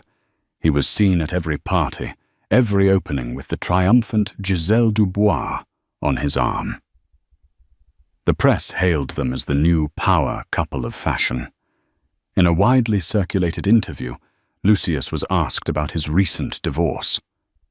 "Sometimes people grow in different directions," he'd said with a dismissive wave of his hand. "My focus has always been, and will always be, on the future of this company. I require a partner who shares that vision, not one who is distracted by domestic trivialities." The words relayed to Cress by David were like fuel on the fire. Domestic trivialities. He was talking about their child. A week before the annual shareholders' meeting, Cress gave birth to a healthy baby girl. She named her Grace. Holding her daughter in her arms in the quiet hospital room, looking into her tiny, perfect face, Cress knew every fear, every tear, every moment of struggle had been worth it. This was not just about taking back a company. It was about reclaiming her life and building a legacy of strength for her daughter. The day of the shareholders' meeting arrived a cool, crisp morning 6 weeks after Grace was born. Lucius was expecting a routine victory lap. The press was already lauding his incredible turnaround of the brand. He had prepared a triumphant speech about record-breaking sales from Giselle's latest collection and his bold vision for the future. Cress, however, was preparing for battle. She left Grace in the loving care of Mrs. Peterson. She didn't dress in a flashy, attention-grabbing gown. Instead, she chose a custom-tailored suit of her own design, made from a deep charcoal grey wool that her grandfather would have admired. It was elegant, powerful, and understated. Her hair was pulled back in a severe professional chignon, and her face, though tired from sleepless nights with a newborn, was set with a resolve of forged steel. As David Chen held the door of the car for her, outside the corporate tower that bore the Montclair name, he gave her a final reassuring nod. "Ready, Ms. Bishop?" She took a deep breath, the city air cool and clean. She thought of her grandfather's letter of her daughter, sleeping peacefully in her crib. She was no longer the broken, weeping woman who had fled into the night. She was a phoenix, risen from the ashes, and she was about to claim her sky. "I'm ready," she said, her voice ringing with a clarity and power that was entirely her own. The Montclair Couture boardroom was on the 50th floor, a glass-walled sanctuary of power overlooking the sprawling city. It was designed to intimidate with a long, imposing table of polished black granite and chairs that resembled minimalist thrones. The shareholders and board members, a collection of stern-faced men and women in expensive suits, were already assembled. At the head of the table sat Lucius Montclair, radiating an aura of absolute command. He was tanned, smiling the very picture of a man at the apex of his success. Beside him, in a seat of honor, usually reserved for the COO, was Giselle Dubois, looking smug and victorious in a shockingly red dress. She was not a board member, but her presence was a clear statement of her power and influence within Lucius's new world order. "As you can see from the preliminary reports," Lucius began, his voice smooth and confident, "Giselle's Metamorphosis collection has not only garnered universal acclaim, but has also driven sales up by 200% this quarter. Our stock price is at an all-time high. The future of Montclair Couture has never been brighter." He launched into a self-congratulatory speech filled with buzzwords like synergy, disruption, and brand actualization. He painted a picture of a future built on his singular, brilliant vision. The board members nodded along their expressions, ranging from impressed to sycophantic. It was at that moment, just as Lucius was pausing for dramatic effect, that the boardroom doors opened. Every head turned.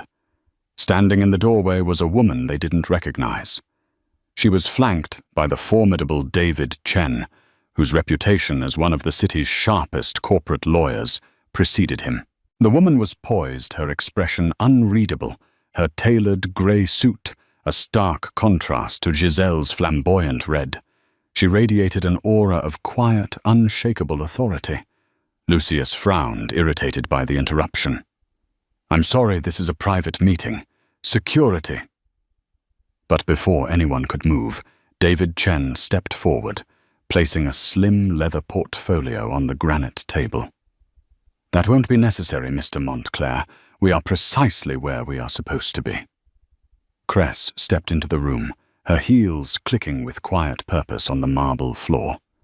Her eyes swept across the room, lingering for a fraction of a second on Giselle's confused sneer, before finally landing on Lucius. Lucius stared at her. Recognition dawned, slowly contorting his features into a mask of pure disbelief. This was Cressida, but it wasn't. The timid, accommodating woman he had discarded was gone. This woman was a stranger, powerful, confident, and looking at him not with heartbreak, but with an unnervingly calm detachment like a scientist observing a specimen. Cressida. He finally stammered, his voice losing its confident timbre. What in God's name are you doing here? My name, she said, her voice clear and steady, filling the suddenly silent room, is Miss Bishop, and I am here to attend my first shareholders' meeting. A confused murmur rippled through the room. Shareholder, one of the board members scoffed. With all due respect, the shares held by employees and minor investors don't grant access to this meeting. David Chen opened his portfolio. Miss Bishop is not a minor investor, he stated calmly, sliding official notarized documents across the table towards the board's chairman. She is the sole beneficiary of the Robert Bishop Blind Trust. As of 2 months ago, she has taken active control of that trust. The chairman, a portly man named George Finney, picked up the documents, his eyes widening as he read. The Bishop Trust, but that's been dormant for decades. It's a founding stake. His voice trailed off as the implication hit him. He looked up, his face pale. To be precise, David Chen continued, the trust holds 52% of the voting shares of the parent company, Montclair Holdings International. My client, Ms. Cressida Bishop, is the new majority owner.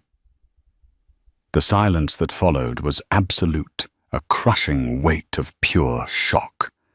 You could have heard a pin drop. Giselle's smug expression had vanished, replaced by a slack-jawed horror. The board members stared first at the documents, then at Cress, their minds scrambling to process the impossible truth. Lucius's face had drained of all color. He looked as if he'd been physically struck.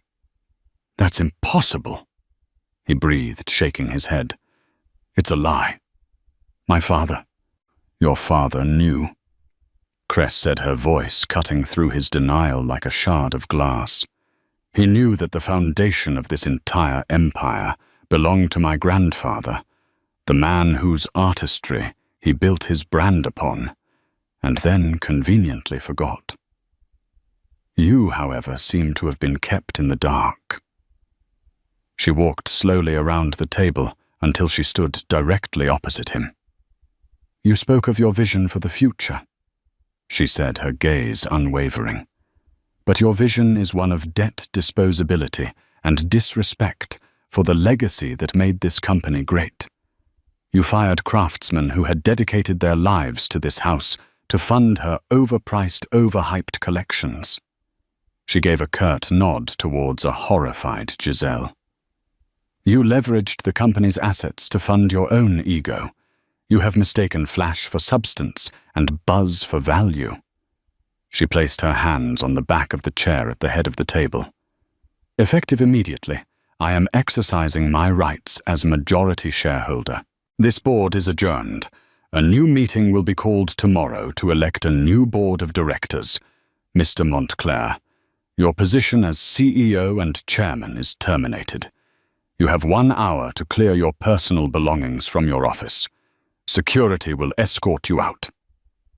Lucius just stared at her, speechless, his empire crumbling around him in the space of 5 minutes. You can't do this, he finally whispered, his voice cracking with desperation and rage. Cress leaned forward slightly, her voice dropping to a low, intense pitch for his ears alone. You once told me to focus on my little hobby. You were right. I found one. It's called owning your entire world. You said a son would be good for the brand's legacy. You were wrong. A daughter is. With that, she straightened up and addressed the stunned room. My name is Cressida Bishop, and I am the future of this company. The silence in the boardroom stretched for a full 10 seconds, a vacuum of pure shock that sucked all the air from the room. Then it fractured. Lucius Montclair, who had stood frozen as if turned to stone, finally came back to life, but as a grotesque parody of his former self. The charismatic control vanished, replaced by a raw, sputtering rage. Fraud, he roared, his voice cracking. He slammed his fist on the black granite table, a gesture that lacked its intended power and only betrayed his desperation. This is a fabrication, a pathetic, vengeful fantasy. My lawyers will bury you. You have no idea who you're dealing with. Cress didn't flinch. She stood her ground, a pillar of calm in his storm. On the contrary, Lucius, she replied, her voice level and cold. You are the one who has no idea. You never did. You saw a quiet wife, not a founder's heir. You saw a hobby, not a legacy. Your blindness is not my problem. Her composure seemed to enrage him further. He turned his pleading, wild eyes to the board members, the men and women who had idolized him just minutes before. Finney, tell her this is absurd. We are Montclair Couture. George Finney. The chairman meticulously avoided Lucius's gaze. His attention suddenly glued to the documents in his hands, as if they were the most fascinating text he had ever read. The other board members followed suit, shuffling papers, checking their phones, doing anything to avoid being caught in the blast radius of their fallen leader. They were sharks, and they could smell the blood in the water. Their allegiance had already shifted their minds furiously, calculating how to best position themselves in this new regime. Seeing no help there, Lucius's fury collapsed into a pathetic, desperate plea. Cressida. Cress, please, he whispered, the change in tone jarring. We can talk about this. There's been a misunderstanding. We can work something out, a settlement. It was the sight of Giselle that cut him short. Her face, a mask of horror, was twisted with a fury that mirrored his own. But her anger was aimed at him, the man whose power had been her shield and her platform. With a strangled cry of disgust, she shot Cress a look of pure, unadulterated hatred, grabbed her ludicrously expensive handbag, and fled. Her stiletto heels clicked a frantic, panicked rhythm on the marble floor, the sound of an era of cheap spectacle running for its life. Her exit seemed to be the final nail in the coffin. Lucius deflated the fight, draining out of him, leaving a slumped, hollowed-out man. His shoulders sagged, and for the first time he looked his age. The two security guards who entered the room were almost a mercy, their impassive presence putting an end to the humiliating spectacle. They flanked him, their quiet professionalism, a stark contrast to his emotional disintegration. As they led him toward the door, he finally looked at Cress one last time, his eyes searching for something. Pity, regret, a flicker of the woman he once knew. He found nothing but the cool, steady gaze of a stranger who now owned his entire world. The heavy doors clicked shut behind him, the sound echoing with a profound finality. The reign of Lucius Montclair was over. The boardroom was still thick with tension. Cress allowed the silence to hang in the air for a moment, letting the new reality cement itself in the minds of everyone present. Then she turned to the pale-faced chairman. Mr. Finney, she said, her voice crisp and authoritative. Please schedule the extraordinary meeting for 9 a.m. tomorrow. My office will forward you the agenda and the list of my proposed new board members. You are all welcome to tender your resignations beforehand if you feel you cannot align with the new direction of this company. It was a clear, professional dismissal. David Chen gave a slight, satisfied nod, gathering his papers. As the shaken board members filed out, avoiding her eyes, he placed a steadying hand on her arm. You were magnificent, Ms. Bishop. Cress let out a breath she hadn't realized she was holding. The adrenaline began to recede, leaving a profound, bone-deep sense of exhaustion and a startlingly clear sense of purpose. This was just the first step, David, she said, The real work starts now. Her first day as chairwoman of Montclair Holdings was a blur of calculated action. But she didn't begin in the executive suite. She bypassed the elevators and took the service stairs down to the workshops, the true heart of the company. When she entered, a hush fell over the room. The remaining artisans, the cutters, seamstresses, and textile experts looked up from their work, their faces etched with the anxious uncertainty of people who had grown used to the axe falling without warning. She gathered them together, standing not on a platform, but among them on the worn wooden floor. "My name is Cressida Bishop," she began, her voice resonating with warmth and sincerity. "Some of you may have known my grandfather, Robert Bishop." A few of the older workers exchanged surprised glances. An elderly tailor at the back, a man with hands gnarled from 60 years of holding a needle, let out a soft gasp. He remembered. "My grandfather believed that a garment's soul is in its fabric and its stitch." Cress continued, her gaze sweeping over their faces. "He believed in substance, in quality, in the irreplaceable value of a master's hand. This company was built on that belief, and under my leadership we are returning to it." She then announced her first executive order, the immediate reinstatement of every single craftsman Lucius had fired, with full back pay and a formal apology from the company. A wave of stunned disbelief was followed by a ripple of applause that grew into a heartfelt ovation. The old tailor, his eyes glistening with tears, stepped forward. "Robert Bishop," he said, his voice thick with emotion, "was the finest man I ever knew. He would be so proud of you today, miss." In that moment, Cress wasn't just a CEO. She was a promise fulfilled, a legacy restored. Over the next few weeks, the transformation of Montclair Couture was seismic. Cress's Phoenix agenda was not just about a hostile takeover.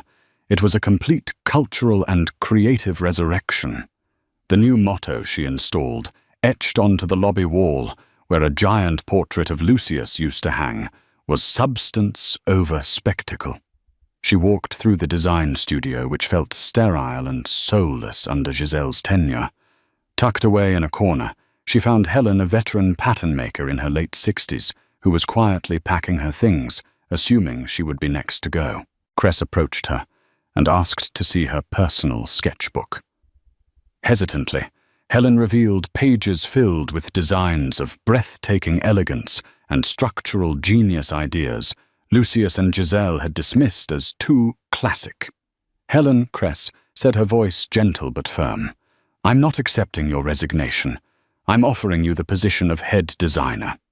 The woman stared at her, speechless, as Cress explained her new vision, a company led by the talent that had been its bedrock all along. The most symbolic change was the C-suite itself. Lucius's office had been a monument to his ego, all black marble chrome and oversized modern art with a desk the size of a small car. Cress had it all stripped out. The dark walls were painted a warm, inviting white. Sunlight, once blocked by imposing blinds, was allowed to flood the space. In place of the massive desk, she brought in a large communal work table covered in fabric swatches and sketchbooks, and in the sunniest corner, she placed a beautiful handcrafted bassinet. Her daughter Grace would often sleep there as Cress worked, a living, breathing symbol of the company's new life, a future that was female, nurturing, and creative at its core. One evening, months after the takeover, Cress stood at the vast window of that transformed office, holding a sleeping Grace in her arms. The city lights glittered below, no longer mocking her, but spread out before her like a kingdom of her own making. She thought of the woman she had been, the heartbroken wife, fleeing a party in a borrowed gown, the terrified mother-to-be huddled in Mrs. Peterson's attic room. She thought of the weight of her grandfather's key in her palm, the key that had unlocked not just a fortune, but the strength that had been inside her all along.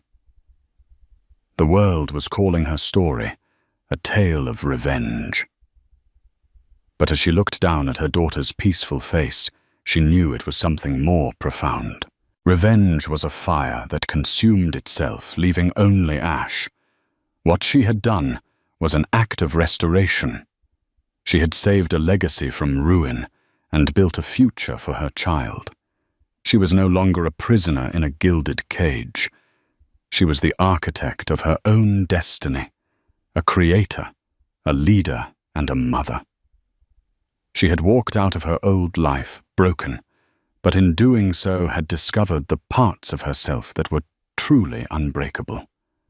Her reign, the reign of a bishop, had only just begun.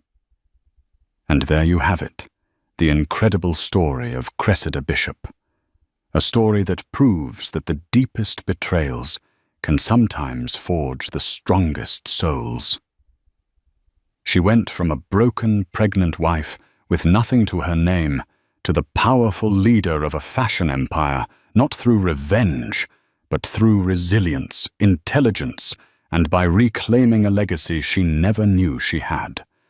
Her journey reminds us that our true strength often lies dormant, hidden in our history, and in our character, just waiting for a crisis to awaken it. It's a powerful lesson that sometimes losing everything is the only way to truly find yourself and build something even more magnificent in its place.